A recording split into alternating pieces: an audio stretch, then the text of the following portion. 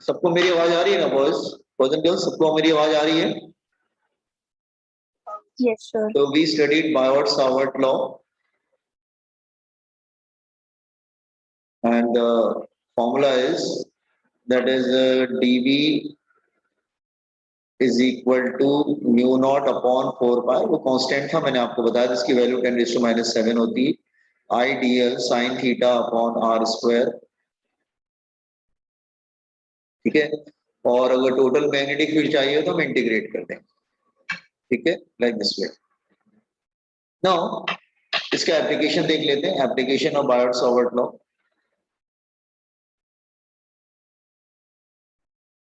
ठीक है, now first application is magnetic field at the center of circular coil carrying current, circular coil carrying current, magnetic field at the center of circular coil carrying current। मतलब कोई circular coil है और उसमें let's say I am taking this circular coil here, this is circular coil let's say, and let's say this is circular coil and इसमें let's say current flow कर रहा है और करंट फ्लो कर रहा है let's say I, and this is center here, and let's say current is flowing I। इसमें एक छोटा सा एलिमेंट ले लेते हैं पहले हम लोग, जैसे हम लोग करते थे, इट इज dl dl, और उसमें करंट फ्लो कर रहा I, okay, current is flowing like this way, current flow कर रहा है।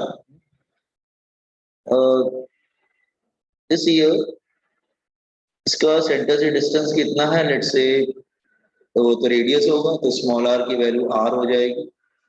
अच्छा, तो मुझे यहाँ पे मैग्नेटिक फील्ड चाहिए, ठीक है, at the centre I want to calculate magnetic field here. तो यहाँ मैग्नेटिक फील्ड डॉट बनता है, क्यों बनता है अभी बताते हैं। यहाँ पे मैग्नेटिक फील्ड है, करंट अगर ऐसे जा रहा है आई वांट मैग्नेटिक, ठीक है। और ये जो एंगल है वो कितना बनेगा, that is equal to dl और r के बिटवीन जो एंगल बनेगा, r इधर होगा,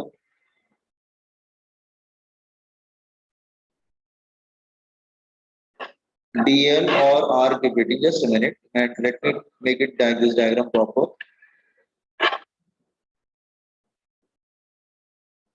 हाँ, ये r हो जाएगा, वो रेडियस के बराबर है, और dl और r के बिटवीन एंगल कितना बन रहा है, that is 90। Are you putting this diagram, boys and girls? Diagram समझ में आ रहा है? ओके, क्या हुआ, मेरी आवाज आ रही है ना, डायग्राम समझ में आ रहा है ना आपको? Yes, sir. Now, so what will happen? I want to calculate the magnetic field center of circular coil carrying current. तो according to Biot-Savart law हम फॉर्मूला डायरेक्ट यूज करेंगे। Biot-Savart law, dV is equal to mu naught upon 4 pi I dl, angle कितना बन रहा है 90, sin 90 upon r square, ठीक है, small r की जगह कैपिटल R हो जाएगा, r स्क्वायर, स्मॉल r की जगह कैपिटल R हो जाएगा। सो टोटल मैग्नेटिक फील्ड कैसे मिलेगी, इंटीग्रेटेड, ठीक है, दैट इज dB। ये dB का वैल्यू यहाँ पे लाके सब्स्टिट्यूट कर देंगे, तो व्हाट विल हैपन, dB की वैल्यू सब्स्टिट्यूट करेंगे तो mu naught and 4 pi constant है वो बाहर चला जाएगा, करंट भी कांस्टेंट है, sin 90 1 हो जाएगा, रेडियस भी कांस्टेंट है, रेडियस विल नॉट चेंज, तो अंदर क्या रह जाएगा, only dl। Are you getting, सब कुछ तो कांस्टेंट हो जाएगा, अंदर dl रह जाएगा। Is it clear? अब ये पूरा ये जो लूप है, this year integration of dl क्या होगा, that is length of the loop, that is 2 pi r, वो 2 पाई r हो जाएगा। मतलब अगर मैं डीएल डीएल मतलब लाइक दिस वे, देखो ऐसे है ये, अगर मैं इसके छोटे छोटे पार्ट को मैंने डीएल ले रखा है, दीज पार्ट आर डीएल, ये सभी डीएल है, ठीक है, दीज आर ऑल डीएल, ठीक है। तो आप सबको ऐड करेंगे तो अल्टीमेटली आपको मिलेगा क्या, सरकमफ्रेंस ना, गेट सरकमफ्रेंस, तो सरकमफ्रेंस मिल जाएगा, तो मैग्नेटिक फील्ड क्या हो जाएगी, that is mu not upon 4 pi I upon R square, integration of DL क्या हो जाएगा, 2 पाई आर। तो हमारे पास फाइनल फॉर्मूला क्या आ गया, mu not I upon 4 of I cancel हो जाएगा, mu not I upon 2 R आ जाएगा। So this is formula for magnetic field at the center of circular coil carrying current. Confident this formula. This is a formula here. You have to learn it.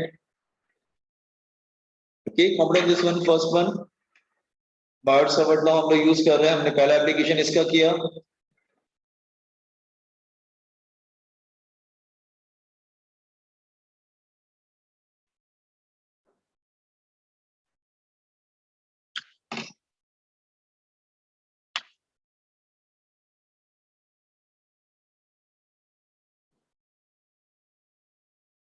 Total magnetic field at the center due to whole loop of wire, that just a minute, completed.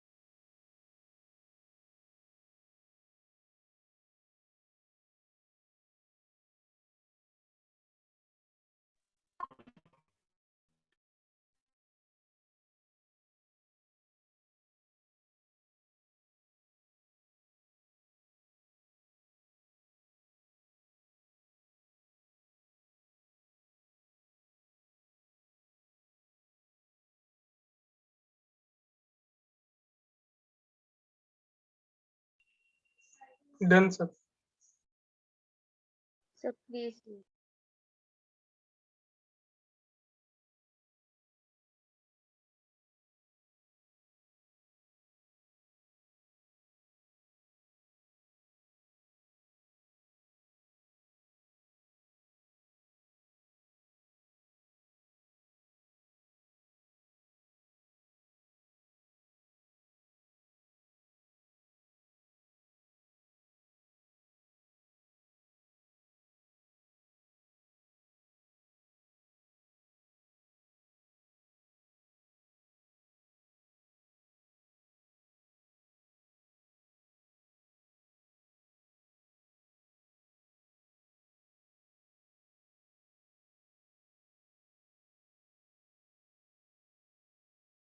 Done, sir.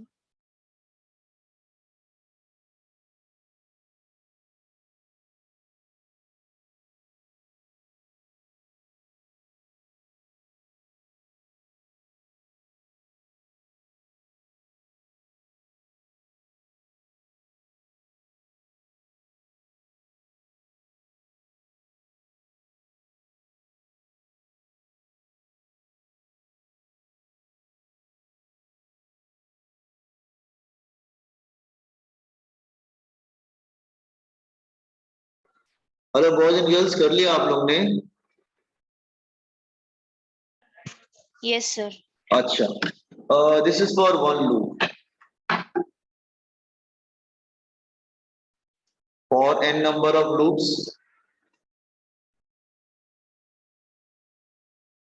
so multiplied by n, so b is equal to mu naught n I upon 2r. R for the radius, I for the current, mu naught constant है, कल बताया था इसकी value क्या होती है, that is, ठीक है। तो वन लूप का ओके। ना वहां पे डॉट क्यों बन रहा था सेंटर पे, वो देख लीजिए। एक्चुअली वो मैंने आपको कल बताया था, जिधर से करंट आपको एंटी क्लॉकवाइज दिखेगा वो बनेगा नॉर्थ, ठीक है। तो होता क्या है, जैसे लाइक दिस पे इट्स, ये तो कुछ इस तरह से है। तो यस्टरडे आई टोल्ड यू, ठीक है, अगर आपको एंटी क्लॉकवाइज करंट दिख रहा है तो वहां पे नॉर्थ बनेगा, और आपको क्लॉकवाइज करंट दिख रहा है तो वहां पे साउथ बनेगा, ठीक है। तो होता क्या है कि जब इसमें लूप में जब जैसे जब करंट फ्लो करता है, व्हाट विल हैपन, जैसे करंट फ्लो कर रहा है लाइक दिस वे, तो व्हाट विल हैपन, यहाँ पे एक तरफ नॉर्थ बन जाता है, दूसरी तरफ क्या बन जाता है, दैट इज साउथ, ठीक है। एंड एक छोटा सा टाइनी मैग्नेट डेवलप हो जाता है, तो मैग्नेटिक फील्ड रहता है that is from north to south, south to north, ठीक है। नॉर्थ से बाहर आता है, साउथ में अंदर जाता है लाइक दिस वे, और direction given by right hand thumb rule, ठीक है, लाइक दिस वे हियर, ठीक है। तो this is a magnetic field and here it is, हाँ, current, this is current, okay. So remember this one, कि basically एक circular coil जो होता है, सर्कुलर कॉइल कैरिंग करंट, ये जो सर्कुलर कॉइल होता है ना, और इसमें करंट इस तरह से फ्लो कर रहा है, तो वो एक इधर नॉर्थ और इधर साउथ आता है, तो what will happen, magnetic field comes out from north pole like this way and enters into south pole like this way here. तो वो इस तरह से हो जाता है लाइक दिस वे हियर,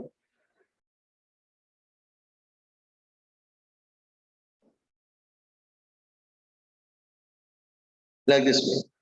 तो वो एक छोटा सा ना टाइनी मैग्नेट बन जाता है, ये बात ध्यान रखना। तो mu naught I upon 2r formula होता है, ठीक। तो this all about magnetic field at the centre of circular loop carrying current. तो आप ऐसे भी बोल सकते हैं ना कि जो नॉर्थ है ना, नॉर्थ से मैग्नेटिक फील्ड बाहर आता है और साउथ में मैग्नेटिक फील्ड अंदर जाता है, तो इसका मतलब तो ये हुआ ना कि साउथ में मैग्नेटिक फील्ड अंदर जाएगा, तो इसका मतलब तो ये हुआ कि इसमें मैग्नेटिक फील्ड बाहर आएगा, तो इसको डॉट बोलेंगे, कमिंग आउट, और इसमें क्रॉस बोलेंगे क्योंकि मैग्नेटिक फील्ड अंदर जा रहा है। तो नॉर्थ एंड साउथ, ठीक है, नॉर्थ के बाहर आएगा, साउथ में अंदर जाएगा, याद रखना। इसलिए हमने देखो यहाँ पे जब एंटी क्लॉकवाइज करंट था तो हमने डॉट क्यों बनाया था, और क्लॉकवाइज होगा तो क्रॉस आएगा। तो ऊपर वाले डायग्राम में देखो जरा, यहाँ पे क्या था, एंटी क्लॉकवाइज था ना, तो बीच में डॉट बनेगा, मतलब magnetic field will come out of this plane of, जो भी स्क्रीन दिख रही है सामने उसके बाहर आएगा। Is it clear what I am saying, remember this point, complete this one, जो भी इंफॉर्मेशन दिया है। Then I'm coming to second application.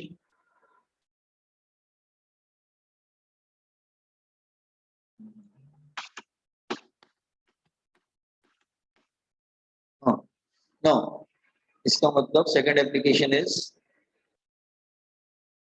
magnetic field at any point lying on the axis of a current coil.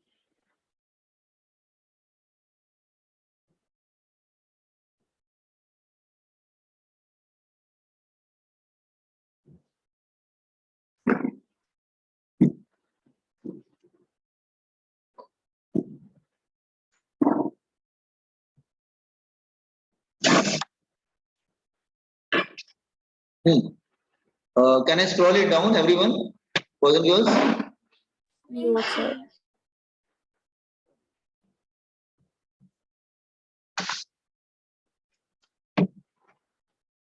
No. See here. Let's say हम लोग यहाँ पे लिखना है क्या, जस्ट डू इट फास्ट।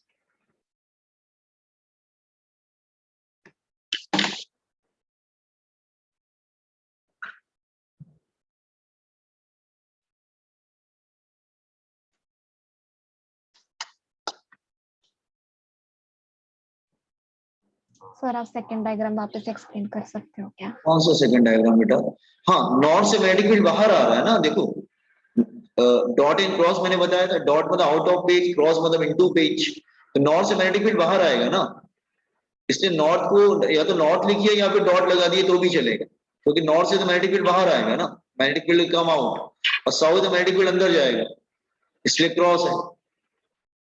ठीक है, तो वाला हम डॉट क्रॉस यूज कर रहे हैं, तो बेटर ये आप नॉर्थ साउथ यूज करो या डॉट क्रॉस यूज कर लो तो भी चलता है। नॉर्थ हमेशा डॉट बोलते हैं क्योंकि नॉर्थ से मैग्नेटिक फील्ड बाहर आती है, और साउथ को क्रॉस बोलते हैं क्योंकि साउथ में मैग्नेटिक फील्ड अंदर जाती है। ओके, सो अच्छा, एक बात और है, देखो ध्यान से, हमने कुछ और भी पहले किया था, देखो मैं इधर आपको बताने की कोशिश कर रहा हूँ। हाँ जस्ट हियर वेट, हाँ दिस पॉइंट मैं इधर बता रहा हूँ, जस्ट हियर। आपको याद है ये जब स्टार्टिंग में मैं बता रहा था कि स्ट्रेट वायर कैरिंग करंट, ये आपने वैसे 10 में ही पढ़ा है, ऐसा कोई प्रॉब्लम नहीं है, I you study in 10th also, कि अगर किसी वायर से करंट जा रहा है तो मैग्नेटिक फील्ड कैसा होता है, उसको कॉन्सेंट्रिक सर्कल्स, ऐसे ऐसे कॉन्सेंट्रिक सर्कल्स होता है।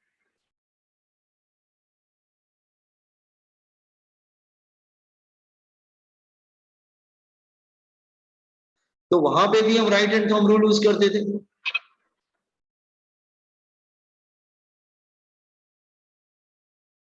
दिस वन करंट, और ये कर्ल फिंगर क्या बताता था, मैग्नेटिक फील्ड।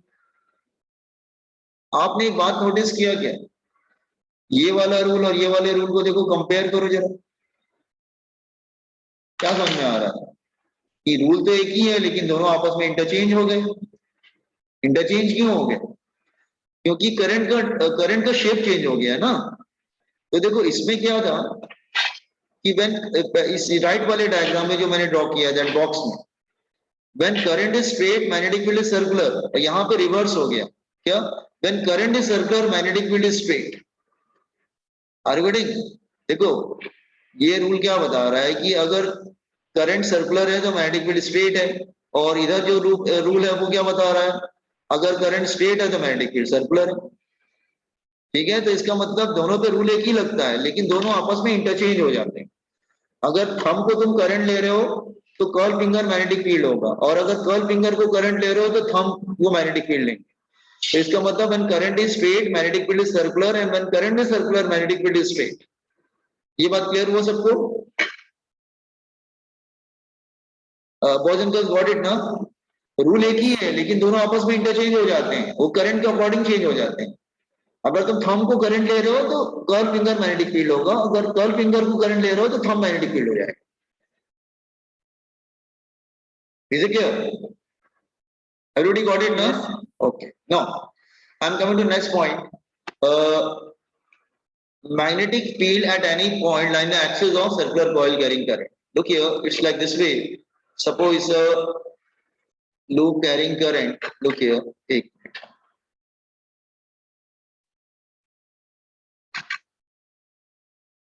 नहीं, एक सेकंड ना, just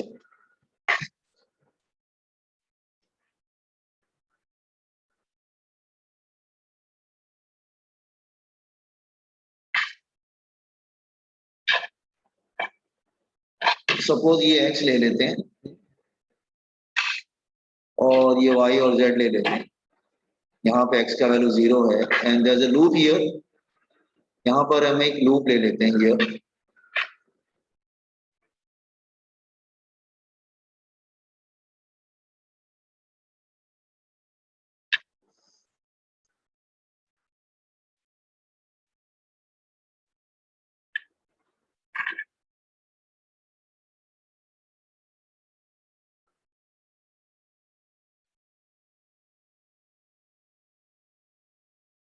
this one, this loop here.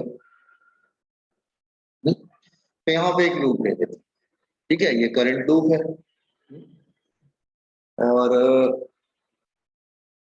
इसका जो रेडियस है वो हम लोग r ले लेते हैं।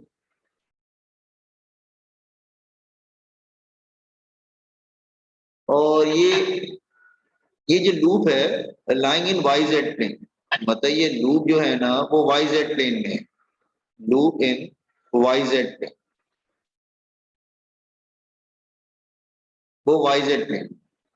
और ये जो डिस्टेंस है हम लोग ले लेते हैं, let's say this is distance is x।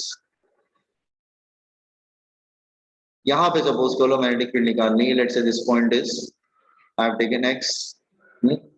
तो हमें बायर-सावर्ट लॉ यूज करना है, तो हमें इस पॉइंट P पे सपोज कर लो मैग्नेटिक फील्ड चाहिए। सो हम क्या करेंगे, पहले हम छोटा सा एलिमेंट ले लेंगे, जैसे कि हमने बायर-सावर्ट लॉ में बताया था कि take a very small element here, that is dl। और करंट इस तरह से जा रहा है इसमें,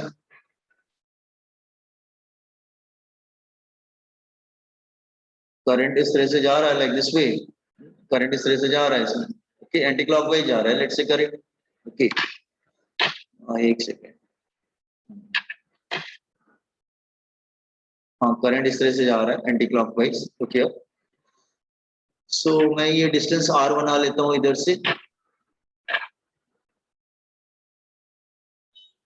ये डिस्टेंस r हो जाएगा, r क्या हो जाएगा, that is under root of r square plus x square using Pythagoras theorem. अच्छा, मैग्नेटिक फील्ड किस डायरेक्शन में होगा, मैग्नेटिक फील्ड थोड़ा टिल्टेड होगा ना, why, because here magnetic field will be like this way।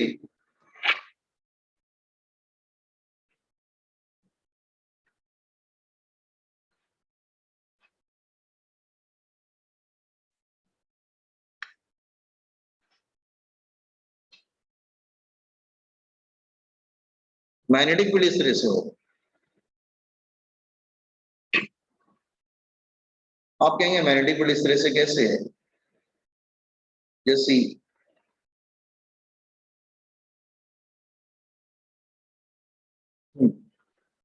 अच्छा एक मिनट, हाँ मैग्नेटिक फील्ड इस तरह से टिल्टेड क्यों, तो मेरी बात ध्यान सुनो, ठीक है। मैग्नेटिक फील्ड इस तरह से टिल्टेड क्यों है, वो इसलिए है क्योंकि आप ये देखिए कि अगर मैंने आपको जब बताया था कि सपोज कर लो ये कॉइल है,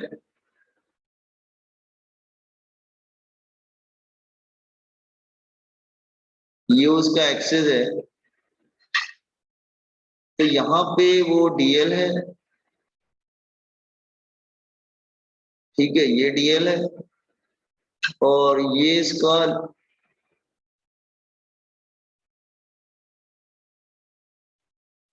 दिस वन ये प्लेन है, ये डीएल और ये आर है,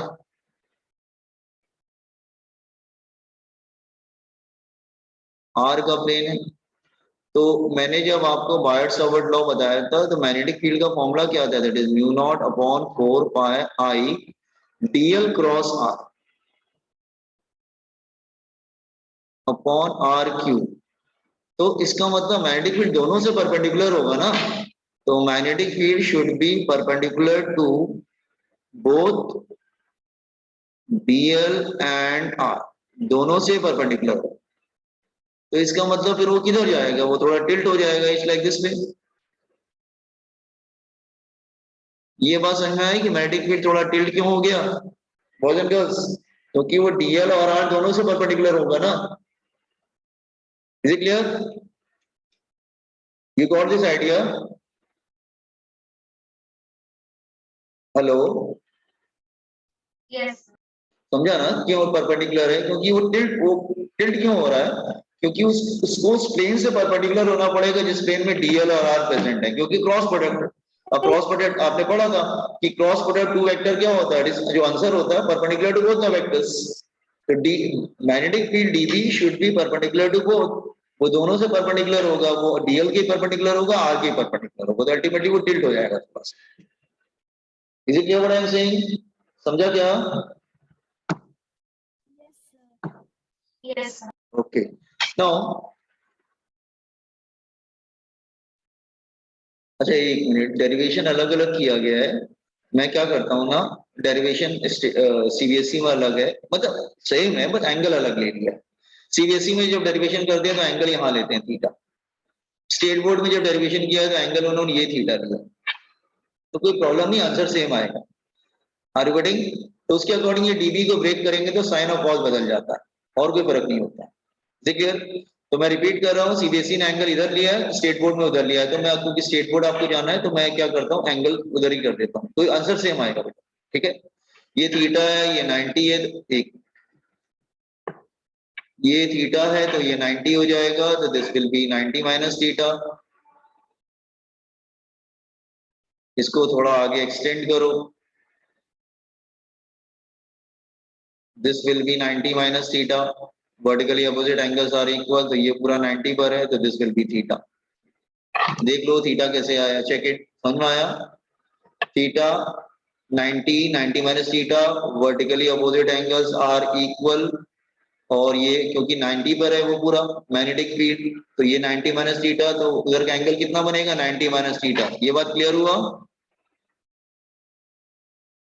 सब लोग को समझ में आया क्या? Yes sir. हाँ, तो आप ये सब बताने की जरूरत नहीं है कि ये theta 90 minus theta, no need to do this unnecessary exercise. Exam में डायरेक्ट अगर आता है डेरिवेशन वगैरह तो आप डायरेक्ट लिख देना, कोई फर्क नहीं पड़ता, थीटा डायरेक्ट लिख देना, वो ये सब नहीं एक्सपेक्ट करना। ठीक है, अच्छा, तो मैग्नेटिक फील्ड को ब्रेक कर सकते हैं साइन एंड कॉस में। तो हम लोग क्या करेंगे, इधर एंगल होता है, उधर क्या होता है, कॉस, तो इधर आ जाएगा डीबी कॉस थीटा, और इधर आ जाएगा डीबी साइन थीटा। ठीक है, दो पार्ट में ब्रेक कर दिया। अब जैसा हमने ऊपर किया ना वैसे नीचे भी करो, सेम, बिल्कुल diametrically opposite here.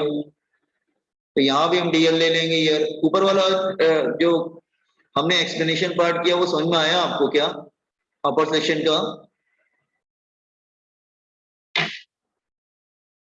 Is it clear? हाँ, जैसे अपर सेक्शन का किया वैसे लोअर सेक्शन का भी करो। ठीक है, it's the same thing and you will get the same answer also. R is the radius here and this is you can say here it is that is R and again जो dB होगा वो perpendicular होगा here,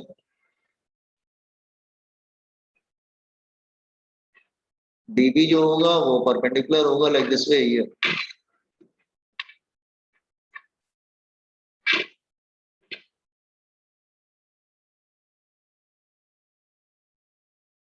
चलो मैं हाथ से draw कर देता हूँ, नहीं होगा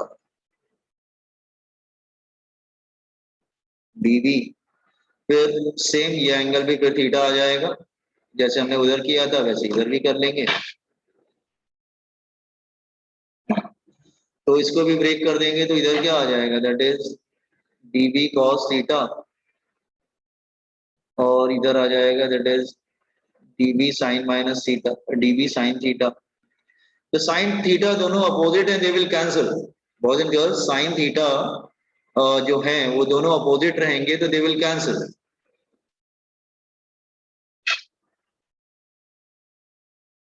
ठीक है, तो sin थीटा दोनों इक्वल एंड अपोजिट हैं, दे विल कैंसिल, और cos वाले ऐड अप हो जाएंगे। Is it clear? तो तुम कोई भी दो एलिमेंट लोगे ना तो उनके साइन कैंसिल हो जाएंगे, cos ऐड अप हो जाएंगे, तो टोटल क्या आ जाएगा, integration of dB cos theta.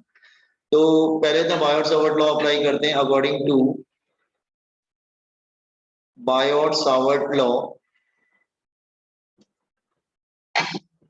dB is equal to mu naught upon 4 pi I dl sin 90 बनता है, कैसे बनता है बता रहे हैं, अपॉन r स्क्वायर।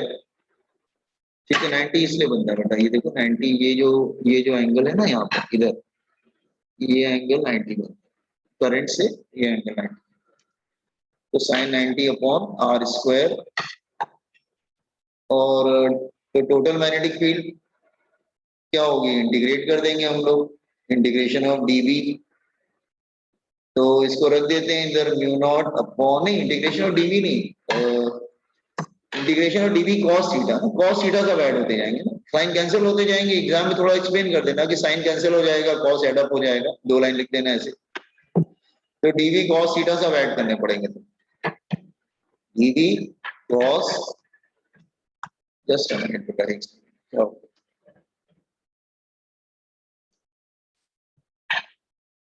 हाँ, dv cos थीटा, और dv की वैल्यू रख देते हैं इधर. अब cos थीटा क्या मिलेगा? cos थीटा हमारा इस तरह से था एंगल, ये r है, ये स्मॉल r है, ये x है, दिस इज थीटा. तो cos थीटा हम लोग निकाल लेंगे. cos थीटा क्या होगा? That is equal to capital R upon small r.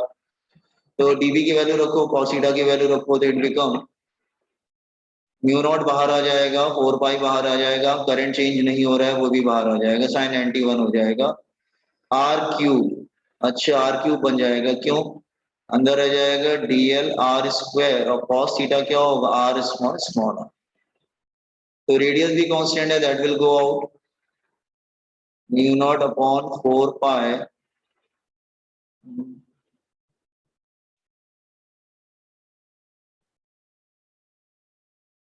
r upon r cube हो जाएगा, इंटीग्रेशन ऑफ dl. फिर से वही बात, इंटीग्रेशन ऑफ dl करेंगे तो क्या हो जाएगा? 2 पाई r आ जाएगा.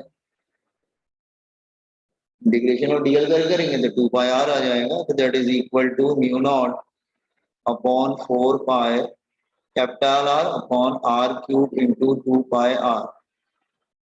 ये पाई पाई चला जाएगा, 2 चला जाएगा, तो b is equal to, that is equal to क्या आ जाएगा? एक मिनट, म्यू नॉट, आई कहाँ गया? अच्छा, आई यहाँ छूट गया था, I nought I R square upon 2 R cube. R cube क्या आएगा बेटा? आर स्क्वायर जो है, जी एक मिनट, आर की वैल्यू क्या थी? That is under root of R square plus X square. तो आर क्यूब क्या आ जाएगा? R square plus X square, power क्या आ जाएगा बेटा? यहाँ पे क्या पावर आएगा? हाँ, 3/2 आ जाएगा. Yes, 3/2, it become 3/2. तो ये हो जाएगा b is equal to mu not I R square upon 2 R square plus X square raised to power 3/2. Okay, so this is a final formula. X क्या होता है? Distance along the axis from the center. हाँ, तो compute this derivation.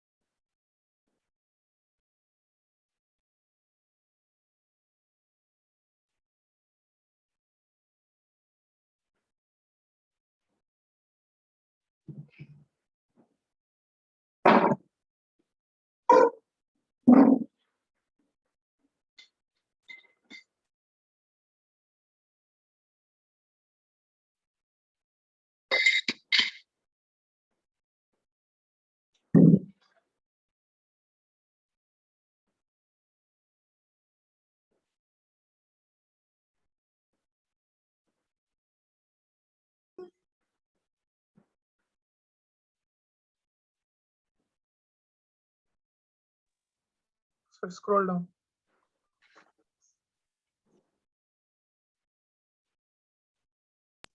Wait, sir.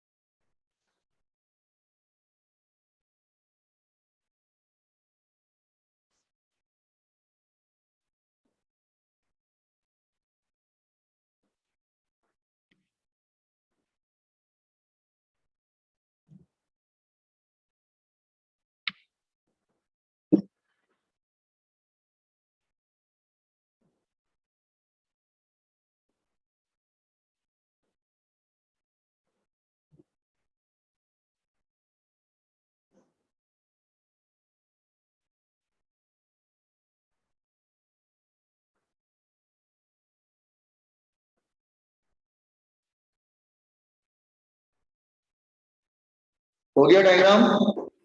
Yes, sir. It's good. हाँ, do it.